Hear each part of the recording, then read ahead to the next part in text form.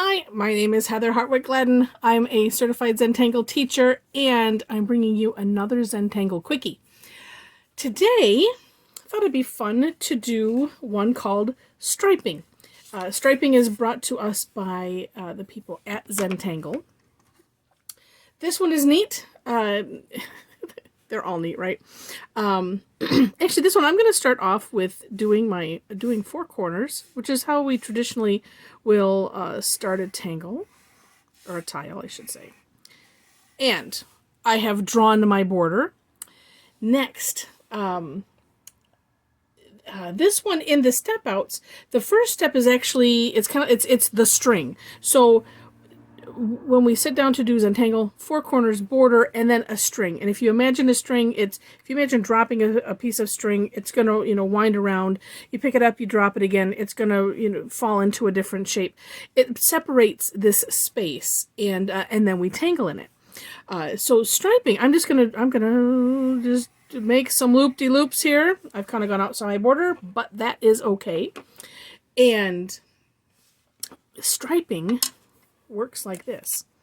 So once you have your whatever you have, your string, then pick a section to start. And see, normally we would pick a section and do a tangle in that section, and then move to another section, do another tangle. This one, we're going to do striping on all of it. So I'm going to start here in this big section, and we're going to make stripes.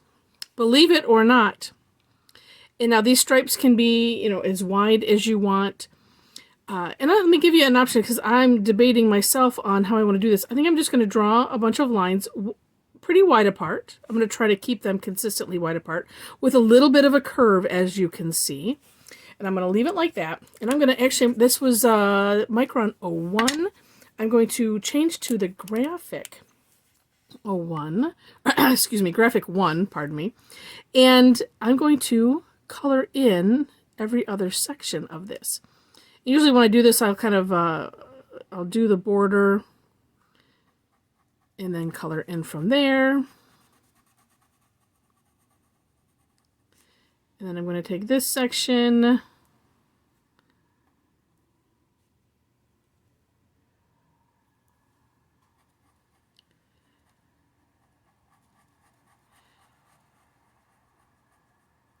this one, oh, yeah, nope, okay. I was just checking as I'm doing this live, trying to do these in not a whole lot of takes. But I was just checking, it's like, it seems like on mine, when I normally do this, and it's funny, so when you do something like this and you're recording it, and you're like, well, now wait a minute. I've done this one before, and it seems like I had drawn in that outline, but no. No, I didn't. So funny. So we have curved lines going in a direction. Now, next step is pick an adjacent section, and we're going to do curved lines in a different, curving them the opposite way. So this way, I curved them like this. And here, or I was going to do this section, I'm going to curve, I think I'm going to curve them a little bit at a different angle, and also curving in a different direction. And it does not matter. You don't, this one I'm going to line up because I think it's fun. For the most part, I'm going to line it up. You don't have to. But like I said, I think it's fun sometimes. And I'm going to actually add a little extra one down here because I want the stripes to be even. Then, same thing. So what I'm going to do, though, is I'm going to alternate the colors. So where I have it white here, I'm going to color this section in. And except for that very tip, I'm going to alternate it. And pretty much that is what we do for striping.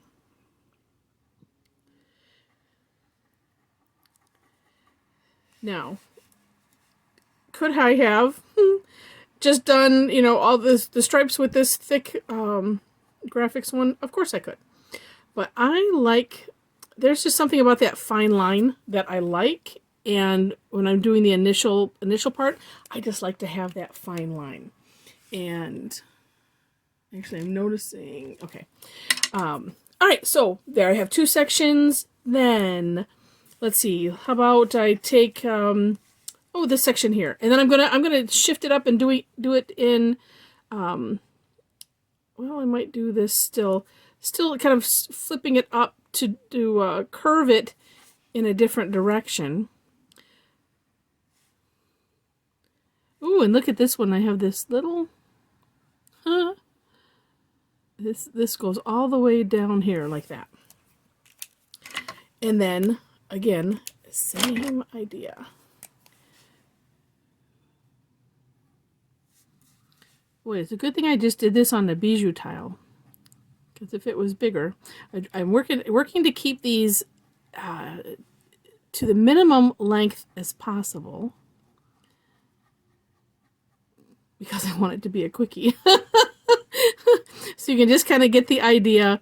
We do want to do some shading, so I want to get through this here. And then down here, you know what? I'm going to...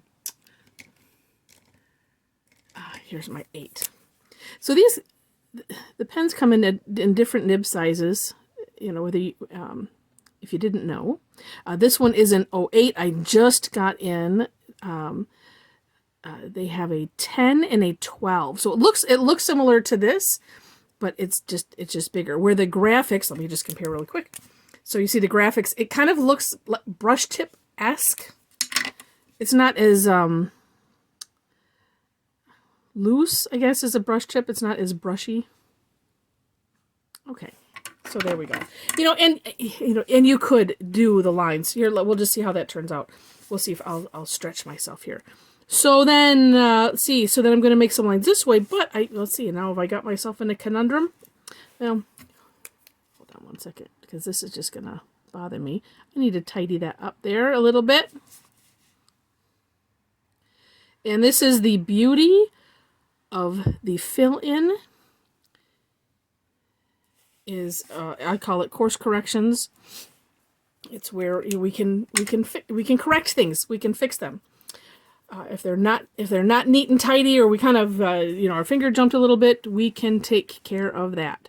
Well, let's see. So if I'll maybe do a bigger arch like this. Actually, maybe I'll do another one here. So this is really just kind of all about alternating things. And, oh, so that will be perfect. Well, see, and it does work okay. If you go ahead and start with the thicker pen, there are some tangles, though, that where I want to have a nice, like, tight corner. And so it is helpful to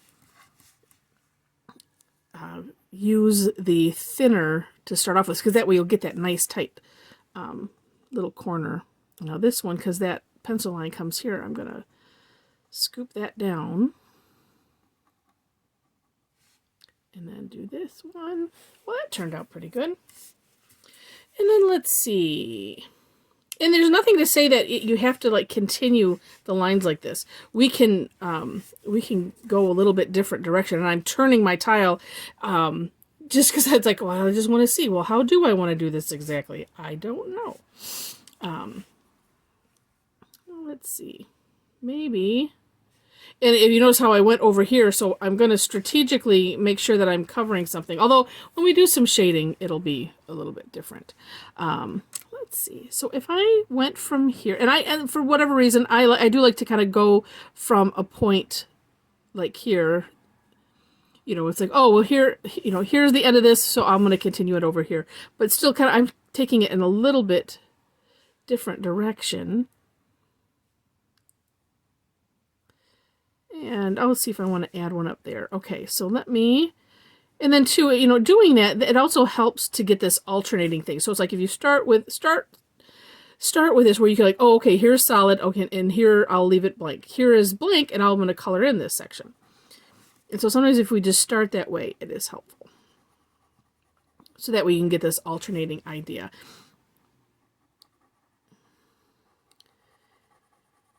And just a couple other sections.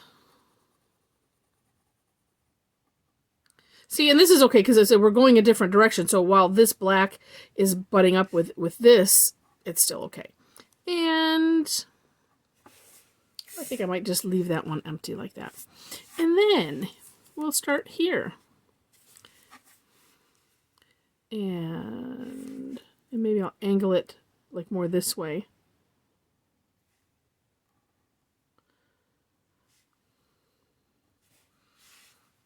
Because sometimes just having that start like that is helpful.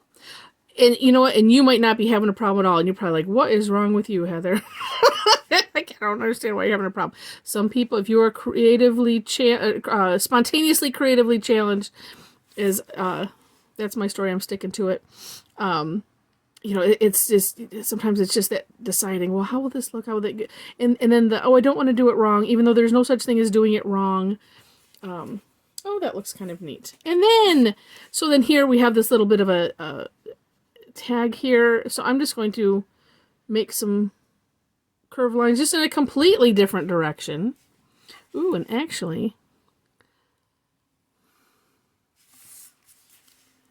that line kind of did. So I can make these little straight lines all up here. You know, it's kind of fun when you, this is like making your own coloring book, really. Okay, so I think I'm going to do this one colored in. Because then you get to decide. What's neat about it is because you get to decide, well, do I want to color that in? Do I not want to color that in? Oh, is that a little section? Because I was feeling like I was just discovering something up here. Okay.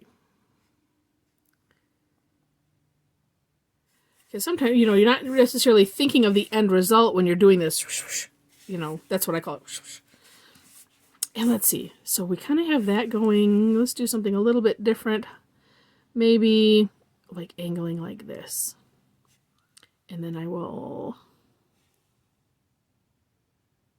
Let's see. Well, that one's already colored in. So I'm just going to color in this middle one.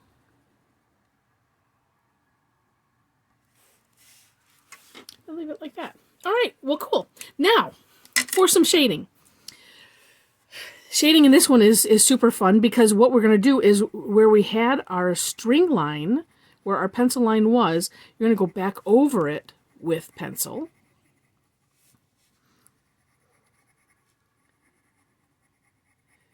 And let me just get this first one here. Now this is where you can kind of, you can make some decisions here. Now, well, let me show you one way. I'm going to take the graphite and here's the line. I'm bringing it into this section. The other option is I could just, you know, put it on both sections. And this being a small tile, I certainly could do that. And that was actually my first thought. But I thought, but let me show you how this ends up if we do that. So then it ends up making this piece rounded. And honestly, you don't have to go over all of the black because it's really not going to matter. So you can just put it in a little bit. And I'm going to do this one just here. So what's interesting is, so I've curved this down this way, but not really here. This one is just sitting on top of this. But you could, if I put some of the graphite into here, then it would curve it also. Around the edge for sure. I'm going to bring that in, and I think right here, of course, as well. This one I'll make a hole. I'm going to go around the entire thing.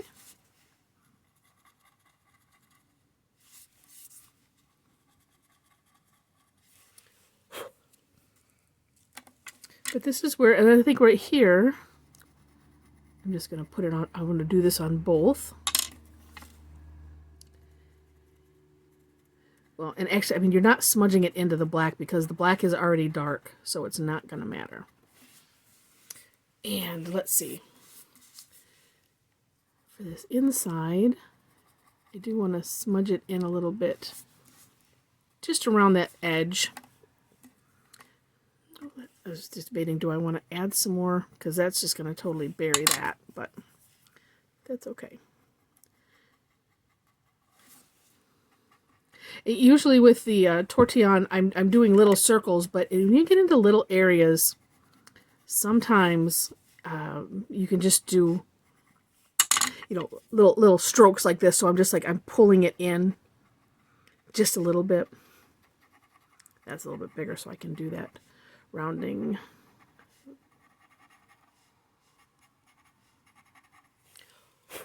Now, let's see what that... Oh, see, doesn't that just bring it to life? And then, you know, what's fun about this is you can flip it around. You know, another nice thing about Zentangle is this is non-representational art, so it doesn't matter. That's why there's no right and there's no wrong. It just is what it is. So that is stippling, and you know, a fun to fill in any kind of section, or you could do a whole tangle just like this. And of course, you can add colors, whatever it is that you want to do. So with that, I hope you enjoyed, and I hope you have fun playing with this tangle. In the description is a link to the step outs and some other information if you wish to connect. And I certainly hope that you've enjoyed this enough to subscribe, maybe share the video, and enter in some nice comments, even if they're not so nice comments. No, I'm just kidding. I hope that they would just be nice comments. And if you have any questions, you can always leave them there too. I do my best to keep an eyeball on those and answer them and respond as quickly as I can. All right. So thanks so much for joining, and happy tangling.